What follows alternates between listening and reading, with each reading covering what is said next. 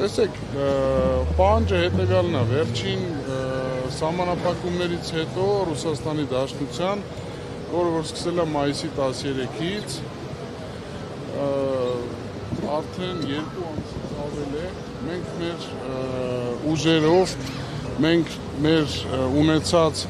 ֆինանսների շրջանակում հնարավորինս կարողացել ենք մասնակի կազմակերպել մեր ունեցած արտադրական պրոցեսների պահպանումը և շարունակական հետաձգելիությունը արտադրական։ Մոտ 1 ամիս առաջ էկոնոմիկայի նախարարությունում հանդիպում է տեղի ունեցել և մենք քննարկել ենք այդ հանդիպման շրջանակներում, ընդունել ենք ի գիտություն, որ փակ է այս պահին, աշխատանքներ է տարվում, ձկնաբույծի կողմից էլ աշխատանքներ տարվում, ՍԱՏՄ-ի հետ համատեղ, բոլոր ստուգումները անցել ենք, ոչ մի որակական խնդիր չունի, հայկական իշխանը ամբողջությամբ համապատասխանում է։ Մի խոսքով այդ քննարկումներից հետո եկել ենք մի եզրահանգման պարոն Պապոյանի հետ, որ անպայման պետք է դիտարկվի ձկնաբույծի աջակցության ծրագիր, որպեսզի այս դժվար փուլում ձուկ արտադրողը կարողանա դիմանալ, մինչև որ կարողանա իրեն թույլ տալ ուսումնասիրի այլընտրանք շուկաները։ Տեսեք, հեսա վերջացնեմ կասեմ, այլ շուկաները, նենց չի որ սահմանափակումները մտցրել են, նոր ենք սկսում, 3 մտցրեցին, այսօր սկսեցինք սահմանափակումները ուսումնասիրել։ Գործարար համայնքը նենց է, որ ինքն իրենով բոլոր հնարավոր երկրները հետաքրքրված շրջանակները ուսումնասիրում է, տարիներով հանդերձ։ Եվ այդ ուսումնասիրությունների արդյունքում է, որ ստեղծվել է և կենտրոնացվել է դեպի Ռուսաստանի Դաշնություն։ Խոսքը ձուկ ձկնամթերքի մասին է։ Իսկ ինչ վերաբերում է աջակցությանը, ժողովուրդ ջան, մենք պարոն նախարարների հետ քննարկման արդյունքում, տեսեք, ասել ենք, որ նույնիսկ նվեր պետք չէ, ուղղակի աջակցություն։ Աջակցության տեսակը կլինի սուբսիդավորվող վարկ, գրեյս պիրիոդ, բանկային համակարգում,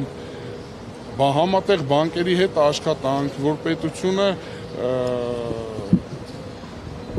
հայ ձկնաբույծի կողքին լինի, որ բանկը դիտարկի, որովհետև այսօր բոլոր բանկային և ֆինանսական կառույցները արդեն 2 ամիս է ձկնաբուծությունը համարում են կարմիր գիծ, այսինքն ռիսկային գոտի, իրանք ոչ մի բան չեն դիտարկում, ոչ գերավի առարկա, ոչ անգերա, ոչ մի ձև չեն դիտարկում։ Հիմա մեր բանկերը և ֆինանսական մյուս կառույցները, հիմա մեր խնդրանքն ու պահանջը ինչու՞մ է կայանում, որ տարիների ընթացքում մեր համայնքը ձկնաբուծական պետության կողմից ոչ մի աջակցություն չի ստացել։ Նույնիսկ չի ստացել այլընտրանքային արևային կայանների տոկոսների մասով։ Ինչու եմ դա շեշտում, որտեղ ամբողջ Հայաստանում միջինացված 2-ից 3%-ով են բանկերը, արևային կայանները տրամադրում, նույն գյուղատնտեսությունը կլինի, արդյունաբերությունը կլինի, նույնիսկ այդ ոլորտում ձկնաբույծը 13-ից 14% է տալիս։ Հիմա տարբեր վերջի տարիների, 10 տարիների ընթացքում տարբեր ֆորս մաժորների մեջով ենք անցել։ Եղանակային պայմաններ, կուրսի տատանումներ, պատերազմի մեջով ենք անցել,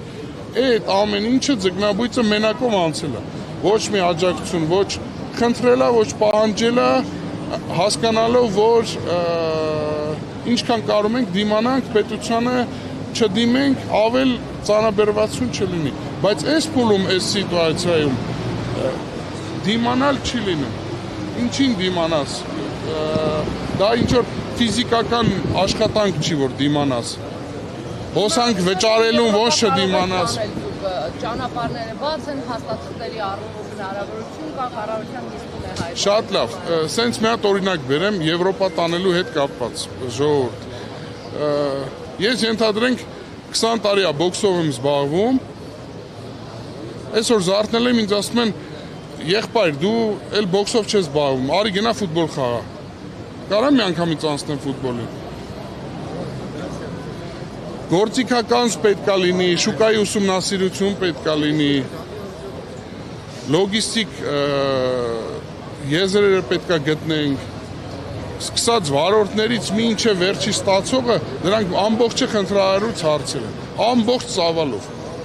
ամբողջ ծավալով այդ ամբողջը խնդրահարույց է։ Ինչի, մի քանի կոմպոնենտ ասեմ։ Առաջինը, մարքեթինգային աշխատանք պետք է կատարվի, որպեսզի հայկական ձուկ ձկնամթերքը ներկայացվի նոր շուկայում։ Մարդիկ ընդհանրապես պատկերացում չունեն հայկական իշխանը ինչ է իրանից ներկայացնում եւ ընդհանրապես եվրոպական աշխարհում ինչի համար Եվրոպայի 450-500 միլիոնանոց բնակչության թեկուզ 10%-ը պետքա թույլ տա իրան ֆինանս, որպեսզի առնի հայկական իշխան։ Ինչի համար։ Չի ճանաչում մարդը։ Եթե պոլկային գոյություն ունի Չիլի, Նորվեգիա, Թուրքիա եւ ծովային ձկների մասին է խոսքը։ Ծովային ձկները, որը որ իրենց ինքնարժեքով ու գնագոյացմամբ հայկական իշխանի որոշ դեպքերում հայկական իշխանից գինը ցածր է։ Այդ առաջի կոմպոնենտը։ Երկրորդը, որ ամբողջ եվրոպական միությունում ձկան կերը ամենալավ կերը, որը որ համարվում է եվրոպական, չիլիսկի, նորվեգական, 1 եվրոն չի գերազանցում ձկան կերի արժեքը։ Դա 400-420 դրամ է այսօրվա կուրսերով։ Հայաստանի Հանրապետությունում դրա արժեքը 800 եւ ավել դրամ է։ Դա մեզ ինչ որ բան հուշում է, թե չէ, եթե ձուկ արտադրելու մեջ 80-85% ավելը ինքնարժեքը ձևավորվում է, ելակետային տվյալ համարվում է 1 կիլոգրամ կերի արժեքը։ Այսինքն եվրոպական համայնքը ելակետային տվյալ ձուկ արտադրողը վերցնում է 400 դրամը, հայ արտադրողը վերցնում է 800 դրամը։ Ես անցյալ շաբաթ մի արտահայտություն արեցի, խոսքը վերաբերում էր այդ ինչ ֆոկուս պետք է անենք, որ մենք այդ հարաբերակցությունով անցնենք այդ բարիերը։ Երկրորդը, հետո հետաքրքրացնենք եվրոպական համայնքին, որ մեր ապրանքը առնի։ Երրորդը, անցնենք խնդրահարույց հարցերի։ Լոգիստիկան վարորդները վիզա ունեն, չունեն։ Վարորդը այսօր ասում է, ես պիտի 8-9000 ճանապարհ գնամ, հետս էլի մարդ պետք է նստի։ Այդ 8-9000 ճանապարհին մութ անտառ է դա, այդ մարդիկ այդ ուղղություններով չեն գնացել։ Դե ասում են մի օր պիտի սկսեք, թե ոչ։ Լավ, մի օր սկսում ենք, բայց այդ մի օրը մենք չենք պատրաստվում սկսել ֆորս մաժորային սիտուացիայում ու այդ մի օրը սկսել բանկային ուշացումներով, պետական վճարման ուշացումներով, հոսանքի վճարումներով, մարդիկ 2 ամիս աշխատավարձ չեն ստացել, այդ ուշացումներով եւ ամենակարևոր կոմպոնենտը ես չեմ պատրաստվում իմ ձկանը կեր չտամ, բոլոր միջինացված բոլոր տնտեսություններում այս պահին 15 օր կամ բացարձակ կեր չեն տալիս կամ տալիս են մինիմալ։ Այսինքն այդ մինիմալ կերը 0.2%-ով եթե կերակրում ես ձկանը, ինքը ոչ